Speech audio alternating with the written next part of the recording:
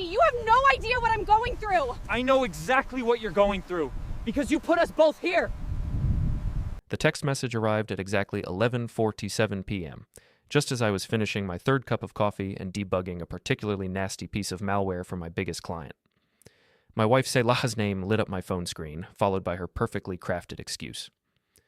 Girls' spa getaway this weekend. Dawn booked us massages and facials at that luxury lodge upstate. Need some girl time? Love you. I stared at the message, a sardonic smile creeping across my face. Pierce Eldrow, cybersecurity consultant, husband of 12 years, and apparently the world's most gullible man, at least in Selah's mind. The thing about being married to someone for over a decade is that you learn their patterns. Selah couldn't spell relaxation without checking her phone twice, and the woman who complained about a 20-minute manicure was suddenly excited about a weekend of spa treatments? Right. I took a sip of my coffee and typed back, "Enjoy the trip, honey. You deserve it." Let her think she'd fooled me. I had work to do. My home office overlooked our pristine suburban street, all manicured lawns and expensive cars. Selah had insisted on this neighborhood when her art gallery started turning a profit. "Image matters, Pierce," she'd said. "We need to look successful." Successful. That was Selah's favorite word, right after networking and opportunity. She'd built her gallery from nothing, I'll give her that. But somewhere along the way, she'd started believing her own publicity. I pulled up our shared airline rewards account, the one Selah thought I never checked. 3 tickets to Albany, departing Friday morning, Pierce Eldrow, Dawn Jeffers, and Brooks Carvin. Brooks. The name hit me like a slap. Selah's college boyfriend, the one she'd lost touch with years ago. The same Brooks who'd started following her on social media 6 months ago. The same Brooks whose vintage car restoration shop had suddenly become Selah's new favorite artistic inspiration. I leaned back in my chair, processing this information with the methodical calm that made me good at my job. When corporate networks got compromised, panic was the enemy. You gathered data, analyzed patterns, and then you struck back. Time to gather more data. I opened a new browser window and started digging. Brooks Carvin, 39, divorced, owned Classic Revival Motors, about 20 minutes from the luxury lodge where my wife was supposedly getting pampered. His social media was a goldmine of information, photos of restored Mustangs and Camaros, shots of himself looking ruggedly handsome in work clothes, and recently, several comments on Selah's gallery posts. "Your eye for beauty is incredible," he'd written under a photo of her latest exhibition opening. "Some things never change," she'd replied with a winking emoji.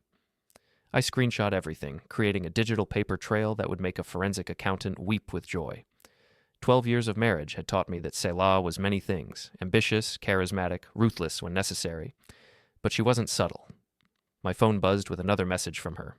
"Leaving early tomorrow. Don't wait up tonight. Packing and girl talk with Dawn." Translation. She wouldn't be home until morning, giving me the perfect opportunity to prepare my counterstrike. I called my brother Cal, the only person I trusted completely. Ex-cop turned private security consultant, Cal had always been skeptical of Selah's sudden transformation from struggling artist to social butterfly. "Pierce, it's midnight. Someone better be bleeding." "Nobody's hurt," I said. "Yet. I need a favor." "What kind of favor?" I explained the situation in clinical terms, keeping emotion out of it. Cal listened without interrupting, a habit from his police days. "So what's the plan?" he asked when I finished. "I'm going to follow them. Document everything. Then I'm going to make them regret underestimating me." That sounds like the old Pierce talking, the one who hacked into our high school's computer system to change his grades. "I didn't change my grades," I corrected. "I changed the principal's password to incompetent and waited for him to discover it." Cal chuckled. "What do you need from me?" "Background checks on Brooks and Dawn, financial records if you can manage it legally, and maybe some advice on how to make this hurt without crossing any lines that would get me arrested." "Consider it done. But Pierce, be careful. Revenge has a way of consuming people. Before we dive deeper into this story, I have one small request. Please subscribe, drop a like, comment, and hit that hype button to boost this channel so more people can discover these incredible Reddit stories." I hung up and booked myself a seat on the same flight to Albany. First class, 2 rows behind Selah's group. Sometimes the best hiding place is in plain sight. The next morning, I watched from my office window as Selah loaded her suitcase into Dawn's Mercedes. She was dressed in her casual outfit, designer jeans that cost more than most people's rent, a silk blouse that screamed effortless elegance, and sunglasses that hid whatever guilt she might be feeling. Dawn Jeffers had been Selah's best friend since college, a trust fund socialite who treated other people's drama like her personal entertainment. She was the type of woman who would encourage an affair just to see what happened. I waited until they were gone, then grabbed my own bag and headed to the airport. Albany International Airport was exactly what you'd expect, functional, crowded, and filled with travelers who'd rather be anywhere else. I spotted Selah's group at the coffee shop near their gate, Dawn gesticulating wildly while Selah nodded and smiled. Brooks stood slightly apart from them, and I had to admit he was exactly Selah's type. Tall, broad-shouldered, with that weathered handsomeness that suggested he worked with his hands. The kind of man who probably smelled like motor oil and leather, everything I wasn't. I positioned myself at a table with a clear view of their group and opened my laptop, playing the part of a busy traveler catching up on work. In reality, I was using the airport's Wi-Fi to dig deeper into Brooks's financial situation. Interesting. Classic Revival Motors was struggling. 3 months behind on rent, maxed out business credit cards, and a recent lawsuit from a customer whose restored Corvette had turned out to be a lemon. Brooks needed money, and Selah's gallery was doing better than ever. Was this about rekindling old romance? Or was Brooks playing a longer game?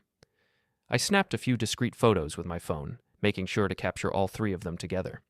Then I did something that would have made my old college roommate proud. I used the airport's facial recognition system to tag Brooks in the security footage.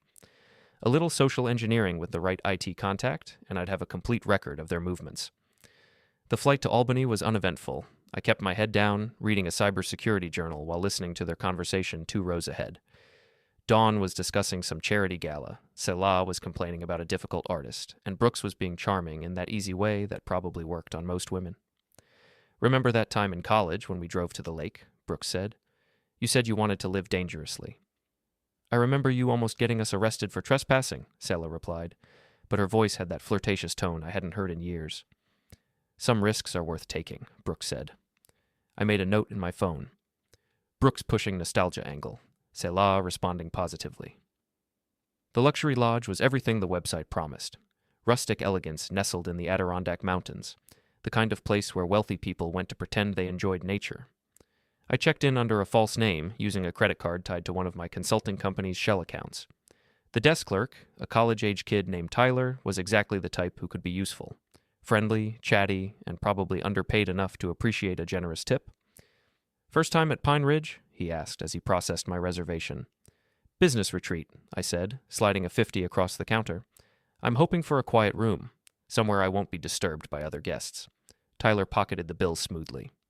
"I can put you in the north wing. Very private. Great view of the lake. Perfect. By the way, I think I saw some friends of mine checking in earlier. Attractive woman with dark hair, traveling with a blonde and a tall guy." "Oh, you mean Ms. Eldrow's group. They're in the south wing. Booked the premium spa package." I smiled. That sounds like them, always living the good life. My room was exactly what I needed, secluded but with a clear view of the main lodge buildings. I unpacked my equipment, high-powered binoculars, a telephoto lens for my camera, and a small device that could intercept Bluetooth signals within a 50-foot radius. Time to go hunting. I found them at the lodge's upscale restaurant, sharing appetizers and wine like old friends. But the body language told a different story.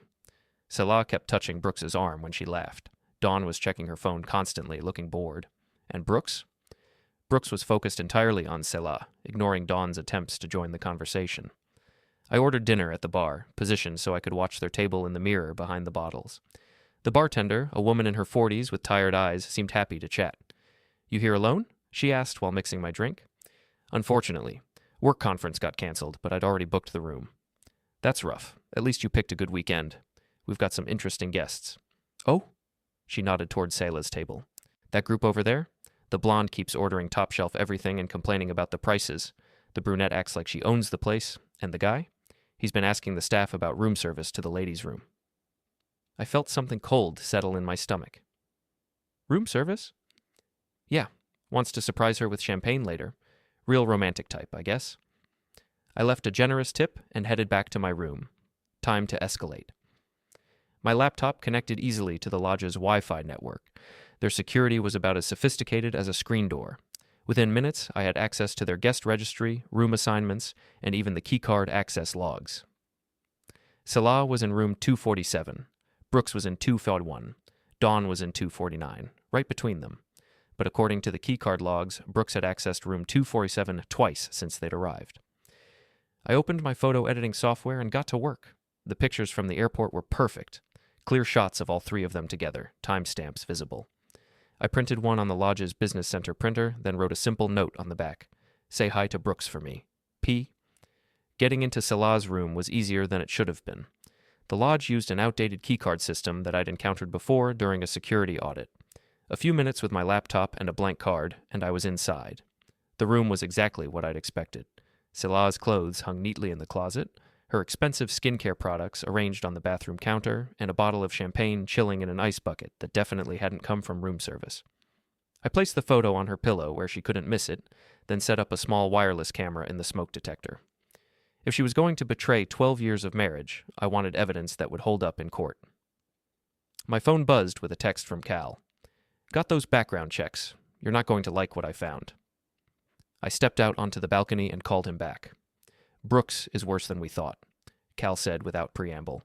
3 failed businesses in the last 5 years, owes money to some very unpleasant people, and Dawn? She's not just a trust fund baby, she's been blackmailing her way through the social scene for years. Blackmailing how? Photos, recordings, financial information. She gets close to people, documents their secrets, then uses it for leverage. Never anything criminal enough to prosecute, but enough to ruin reputations? I processed this information, feeling the pieces of a larger puzzle clicking into place. So Brooks needs money, Dawn collects secrets, and Selah is probably being played by both of them, Cal finished. The question is, what are you going to do about it? I looked down at the lodge's main entrance, where Selah and Brooks were walking hand in hand toward the spa building. Dawn was nowhere to be seen. I'm going to give them exactly what they deserve, I said. The wireless camera in Selah's room transmitted everything in crystal clear high definition.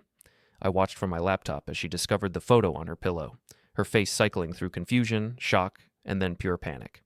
She grabbed her phone and tried calling me 6 times. I let each call go to voicemail, then listened to her increasingly frantic messages. Pierce, honey, I can explain everything. Please call me back. This isn't what it looks like. Brooks is just helping with some gallery business. Pierce, you're scaring me. Why won't you answer? By the 4th message, her voice had shifted from panic to anger. Fine. If you want to play games, we'll play games. But you're making a huge mistake. That was the Selah I knew. When cornered, she came out fighting. I sent her a single text. Enjoying the spa treatments? Then I got to work. The lodge's guest network was connected to their main business system, which included credit card processing, reservation management, and staff communications.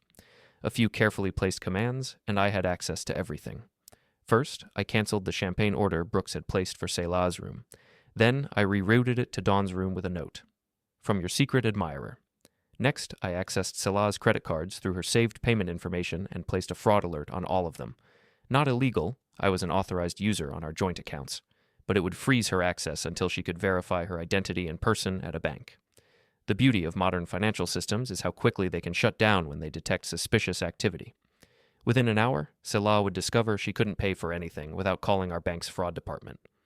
My phone rang. Cal. I've got more information, he said. Dawn's been recording conversations with Selah for months. I have a contact who works in digital forensics. He found traces of spyware on Selah's phone. What kind of spyware? The kind that records calls, captures text messages, and takes photos remotely. Dawn's been building a file on your wife. This changed everything. Dawn wasn't just along for the ride. She was orchestrating it. There's more, Cal continued. Brooks's financial situation is worse than I thought. He owes $60,000 to a loan shark in Buffalo, the kind of guy who breaks kneecaps for late payments. So Brooks needs money fast, and Dawn has compromising information about Selah. Looks that way. The question is, what's their endgame? I thought about Selah's gallery, her wealthy clients, her mother's connections to the art world. They're going to squeeze her. Brooks provides the emotional leverage, Dawn provides the blackmail material. And you walked right into the middle of it. No, I said, watching through my camera as Selah paced her room like a caged animal. They walked into mine. I spent the next hour setting up what I called the feedback loop. Every text message Selah sent, every phone call she made, every email she opened, I had access to all of it through the spyware Dawn had installed. The irony was beautiful. Dawn's own surveillance tools were now working for me. At 9 p.m., Brooks knocked on Selah's door. I watched through the camera as she let him in, her face a mask of controlled panic. We have a problem, she said immediately. Pierce knows. Brooks looked around the room nervously. How much does he know? He left this. She showed him the photo. Brooks studied it, his expression darkening. This was taken at the airport. He followed us. What are we going to do? Stick to the plan. Dawn's got enough on you to keep Pierce quiet, and once we get access to your gallery's accounts, I'm not stealing from my own business. You're not stealing. You're investing. My shop gets back on its feet, I pay back what I owe, and we both come out ahead. And if Pierce goes to the police? Brooks moved closer to her, his voice dropping to a whisper that my audio equipment barely caught. Then Dawn releases those recordings of you talking about inflating artwork prices for insurance fraud. Your reputation, your gallery, your mother's social standing, all gone. I sat back in my chair, pieces of the puzzle finally coming together. This wasn't just about an affair. They were planning to use Selah's gallery to launder money, with Dawn's blackmail material ensuring her cooperation. But they'd made one crucial mistake. They'd underestimated Pierce Eldrow. I opened a new document and started typing. By morning, I'd have a complete dossier on all three of them, with evidence that would destroy their little conspiracy. Time to remind them why you should never try to con a cybersecurity expert. My phone buzzed with a text from Selah. Pierce, please. Can we talk like adults? I replied, Adults don't lie about spa weekends. Enjoy your massage. Then I got back to work. The real fun was just beginning. I woke up at 6 a.m. to the sound of arguing from the room below mine. The lodge's old construction meant sound traveled easily between floors, and Selah's voice carried clearly through the heating vents. This is insane, Dawn. I never agreed to this. You agreed the moment you started skimming from the gallery's accounts, Dawn replied coldly. I have recordings of you admitting to insurance fraud, tax evasion, and inflating appraisals. Your choice is simple. Help us or lose everything. Brooks said this was about us getting back together. Dawn laughed, a sound like breaking glass. Brooks is an idiot who owes money to dangerous people. I'm the one with the plan. Your gallery is going to purchase 3 of his restored cars at grossly inflated prices. The money goes to pay off his debts, and you get to keep your reputation intact. And if I refuse? Then I release everything to the art world press, your insurance company, and the IRS. Your gallery closes, your mother disowns you, and Pierce takes you for everything in the divorce. I smiled grimly. Dawn was good, but she just made a fatal error. She'd outlined their entire conspiracy within range of my listening devices. I uploaded the recording to 3 separate cloud storage accounts, then encrypted copies on 2 different hard drives. Insurance, in case things went sideways. Then I got dressed and headed to the lodge's business center. Time to start phase 2. The first email went to Brooks's primary creditor in Buffalo, an anonymous tip about his location and current financial status. The second went to the New York State Department of Taxation, alerting them to potential art fraud at Selah's gallery. The third went to the lodge's management, reporting suspicious activity in rooms 247, 249, and 251. All sent from untraceable accounts, all carefully worded to sound like concerned citizen reports rather than personal vendettas. By 8 a.m., Brooks was getting phone calls from Buffalo. By 9 a.m., Selah was trying to reach her accountant. By 10 a.m., the lodge manager was asking questions about their extended stay. I watched it all unfold from the lodge's restaurant, sipping coffee and reading the news on my tablet like any other guest. The beauty of digital warfare is that you can destroy someone's life without leaving your chair. My phone rang. Selah. Pierce, what have you done? Good morning to you too, honey. How's the spa weekend going? Don't play games with me. I know you're here. I'm in Albany on business, cybersecurity consultation for a local firm. What a coincidence that you're in the same area. Pierce, please, we need to talk. I'm listening. There was a long pause. Not over the phone. Meet me at the lodge's lake trail in an hour. Why would I do that? Because if you don't, you're going to regret it. The threat was delivered in Selah's sweetest voice, but I'd heard that tone before, usually right before she destroyed someone who'd crossed her in business. I'll be there, I said. The lake trail was a scenic walking path that wound around the lodge's private lake. Selah was waiting on a bench overlooking the water, dressed in hiking clothes that probably cost more than most people's car payments. You look good, I said, sitting down beside her. Relaxation suits you. Cut the sarcasm, Pierce. We both know why you're here. Enlighten me. She turned to face me, and for a moment I saw the woman I'd married, vulnerable, uncertain, almost fragile. Then the mask slipped back into place. This thing with Brooks, it's not what you think. Really, because from where I'm sitting, it looks like you're helping your ex-boyfriend launder money through your gallery while your best friend blackmails you into compliance. Her face went white. How could you possibly know that? I'm a cybersecurity expert, Selah. Finding hidden information is literally what I do for a living. You've been spying on us. You've been lying to me for months. I'd say we're even. She stood up and started pacing, her composure cracking.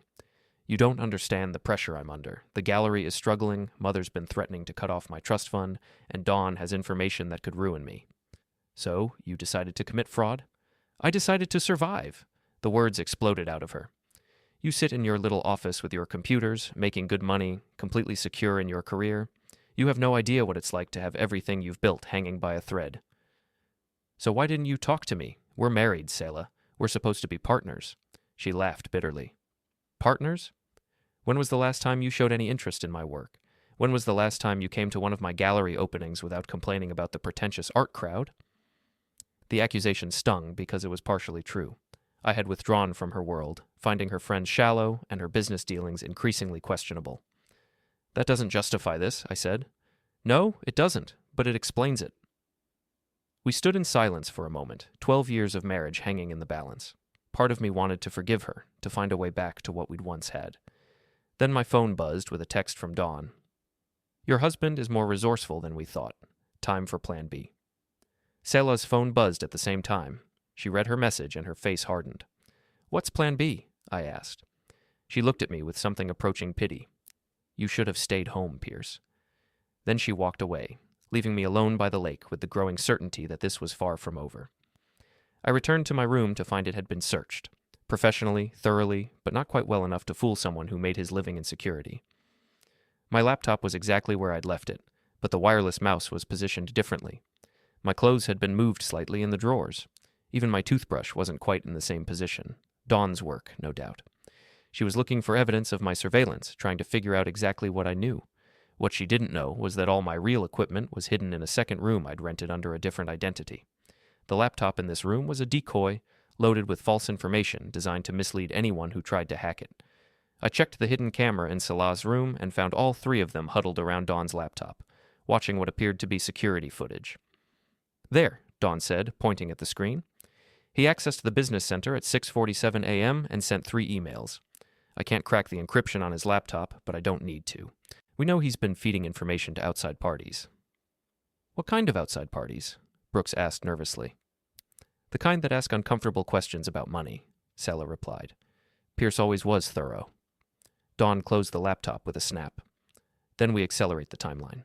Brooks, you need to be back in Buffalo by tomorrow night with the money, or your creditor is going to start breaking things that don't heal properly. The gallery transfer isn't set up yet. I need at least another week to make it look legitimate. Then we don't make it look legitimate, Dawn said coldly. We take what we can and disappear. What about Pierce? Selah asked. Dawn smiled, and even through the grainy camera feed, I could see the malice in her expression. Pierce is about to have some serious legal problems. Identity theft, corporate espionage, stalking his estranged wife. I've been building a file on his activities here. By the time he talks his way out of jail, we'll be long gone. I sat back in my chair, impressed despite myself. Dawn was better at this than I'd given her credit for. She'd been planning for my interference from the beginning, but she'd made one crucial mistake. She'd assumed I was working alone. I called Cal. Please tell me you have good news, he said. I have great news. They just confessed to conspiracy to commit fraud, and I have it all on video. That's the good news? The good news is that I'm about to end this permanently, but I need your help. What do you need? Remember that charity gala Dawn mentioned on the plane? The one at Selah's mother's mansion tomorrow night? Yeah. I need you to get me an invitation, and bring your badge. There was a pause. Pierce, what are you planning? Justice. Public, humiliating, and completely legal justice. That sounds like revenge. Sometimes they're the same thing. The next morning, I checked out of the lodge and drove back to town. I had 18 hours to prepare for the most important performance of my life. The charity gala was exactly the kind of event Selah lived for. Wealthy donors, influential art collectors, and enough social media coverage to make or break reputations. It was being held at her mother's mansion, a sprawling estate that had been in the family for 3 generations. Gloria Whitman was everything Selah aspired to be. Elegant, connected, and ruthlessly protective of the family name. She'd never particularly liked me, viewing me as beneath her daughter's social station, but she respected my earning potential. I arrived at the mansion 2 hours before the event, dressed in my best suit and carrying a briefcase full of evidence. Cal was waiting in the parking area, looking uncomfortable in formal wear. "You sure about this?" he asked. "Absolutely. Is everything set up?" He nodded toward a van parked near the service entrance. "Audio and video equipment, just like you requested. My contact in digital forensics is standing by to authenticate any evidence we present. And the invitations?" Gloria Whitman was very interested to hear that her daughter might be involved in insurance fraud. She's expecting a full presentation. I smiled. Then let's give her one she'll never forget. The gala was in full swing by the time Selah, Brooks, and Dawn arrived. I watched from the mansion's library as they worked the crowd. Selah charming potential clients while Dawn collected gossip, and Brooks looked increasingly nervous. They had no idea what was coming. At exactly 9 p.m., I stepped onto the mansion's main staircase and tapped a champagne glass with a fork. The crowd gradually quieted, all eyes turning toward me. "Ladies and gentlemen, thank you for your attention. I'm Pierce Eldrow, and I have a story to tell you about art, fraud, and the price of betrayal." I saw Selah's face go white as she spotted me.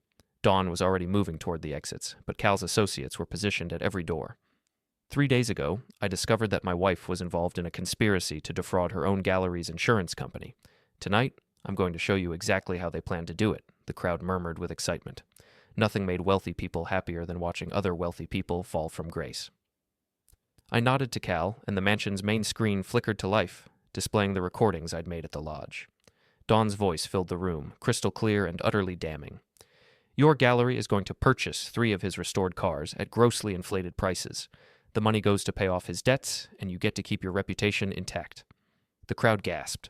Selah tried to push through toward the staircase, but the press of bodies held her back. "But wait," I continued, advancing to the next recording. "There's more." Brooks's voice now, explaining how they had been planning to use the gallery's accounts to launder money.